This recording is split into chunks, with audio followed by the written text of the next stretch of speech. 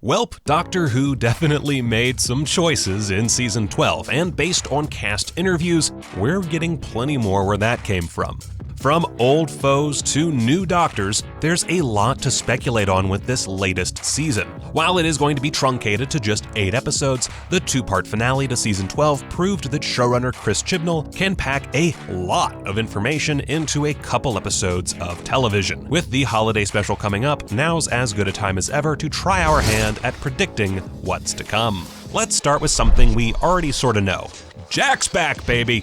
After a short cameo in Season 12, yes, I'm calling them seasons, not series, shoot me, the BBC just announced a few days ago that Captain Jack Harkness will be returning for the Christmas special Revolution of the Daleks. But it is very likely that Jack will return for Season 13 itself, seeing as he inserted himself into Season 12's drama and likely has more horny space captain-infused wisdom to share.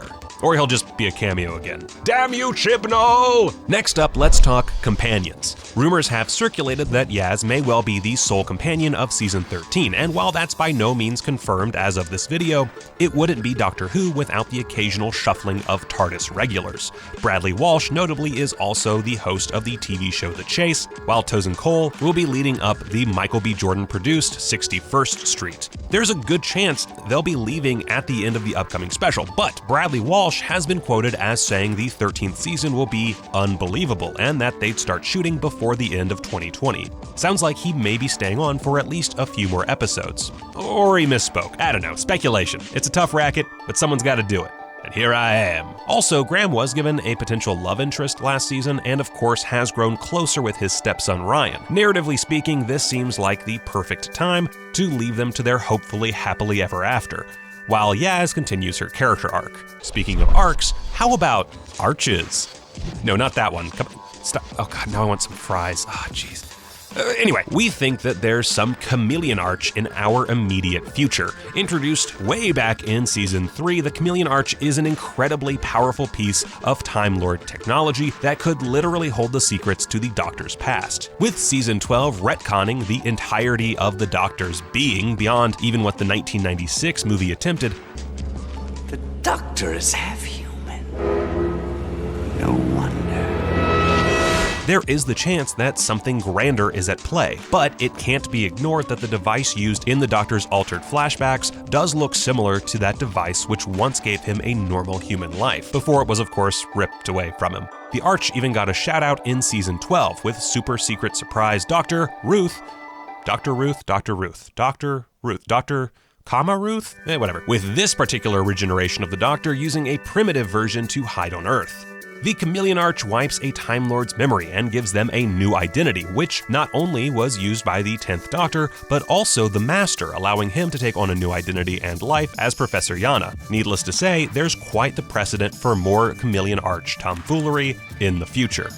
Or past, timey-wimey, you know. Speaking of the Master, we only got a few minutes of those wacky-looking Cybermen Time Lord mashup things, and while they didn't necessarily suit everyone's tastes, I think we can all agree that the chances of them not coming back are pretty slim. The Master's latest bizarre universe-destroying plan may have blown up in his face for the quadrillionth time, but we never actually saw him or the Cyberlords wiped out by the Death Particle. As such, there's a very good chance that Barristan Selmy here died for nothing. Whoopsie! Another theory floating around that could come into play in Season 13 is the use of the TARDIS to learn more about the Doctor's past. Since Ruth also uses a TARDIS with a broken chameleon circuit, chances are not only is the Doctor's mysterious past rewritten, but so is the first episode. And I mean the first. We've always assumed that the circuit broke when the Doctor came to London in 1963, but if Ruth had it, then the broken circuit predates William Hartnell's first Doctor. Anyway, it's well known that the TARDIS saves previous interior configurations, so one somewhat expensive option in her investigation into her past would be switching through old desktops, basically. You've changed the desktop theme, haven't you? Since each Doctor tends to have one set of interior decorating standards, this could lead to a better understanding of just how long the Doctor has been traveling in this particular box. Now, this one's a bit of a stretch, but since Chris Chibnall is a massive Doctor Who fan, it wouldn't be completely outside the realm of possibility to see him call back to the 5th Doctor adventure, Arc of Infinity. We are all about them arcs and arches, aren't we? In Arc of Infinity, the Gallifreyan High Council must contend with the villainous Time Lord, Omega. Okay, yes, that is how you pronounce it, but I stutter every time I try, and Omega. His name's Omega to me. Let's call it an Americanized version. There we go. This is American Who now. We're Americans. Call it Omega. Anyway, Omega is attempting to escape his imprisonment in the antimatter universe by stealing the Doctor's biodata.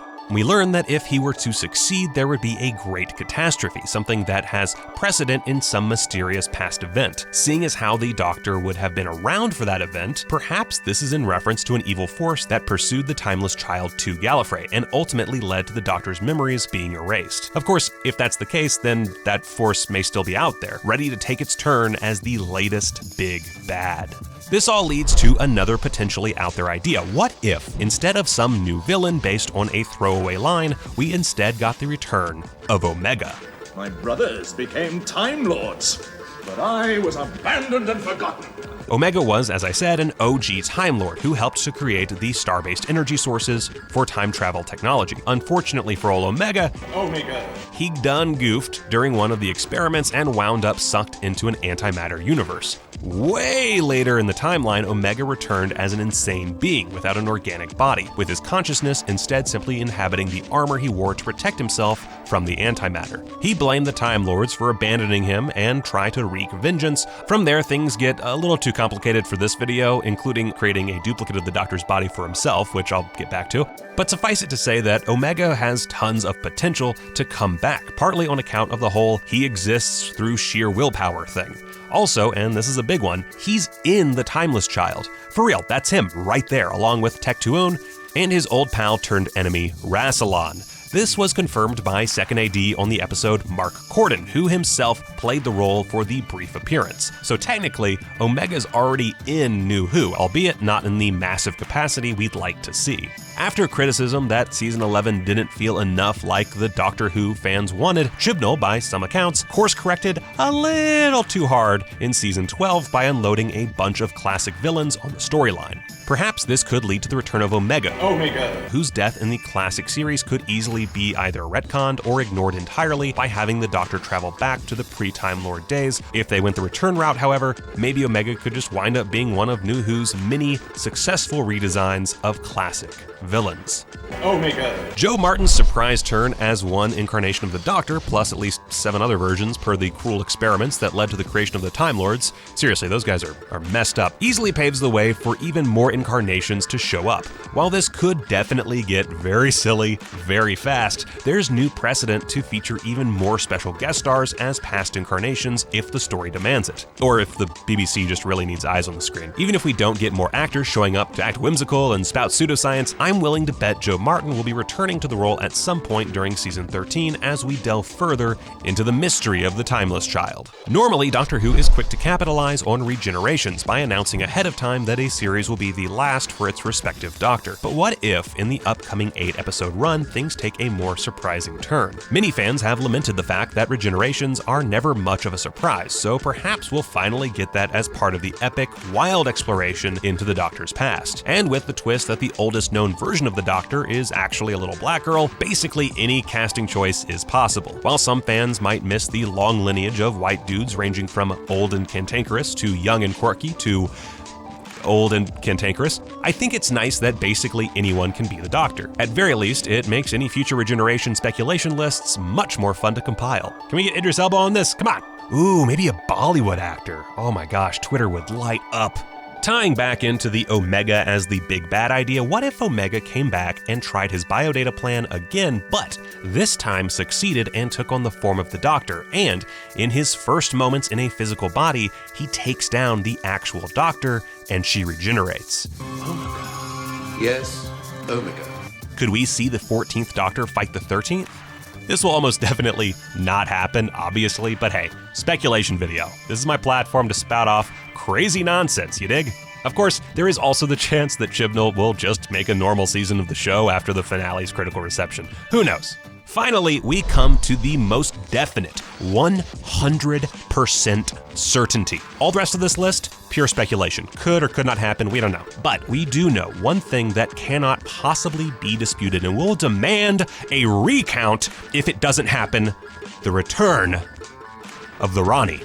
Look, no list of brash speculation would be complete without suggesting that maybe, just maybe, the Rani will finally make her triumphant return. On the actual show, anyway. This nefarious time lady only got 2 stories out of Classic Who, but she's so memorable that speculation as to when she might return has pervaded Who theories ever since. It helps that she's potentially more intelligent than the Master, often dealing in more straightforward planning and basing her entire evil approach around a more scientific mindset. Oh, stop groveling.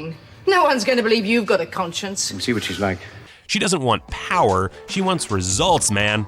And hey, that could work with the Doctor's newfound backstory. A cruel scientific experiment, creating the Time Lords. Heck, that sounds right up her alley. In the books and audio dramas, she's still around, but on TV, she's been absent for far too long. Of course, we did just get the Master this last season, so maybe a little too soon to hope for the Rani's return. You imbecile! But hey, weirder things have happened. Just look at that season finale. Weirder things have happened. Boy, oh boy, that's a lot of Doctor Who speculation. If we know Whovians, they have plenty to add. So, what theories would you like to add to the pile? Would you like to just yell at my face? Let me know in those comments down below, alright? What can we expect for the 13th season? Oh, and don't forget to like and share for more timey-wimey goodness. Later!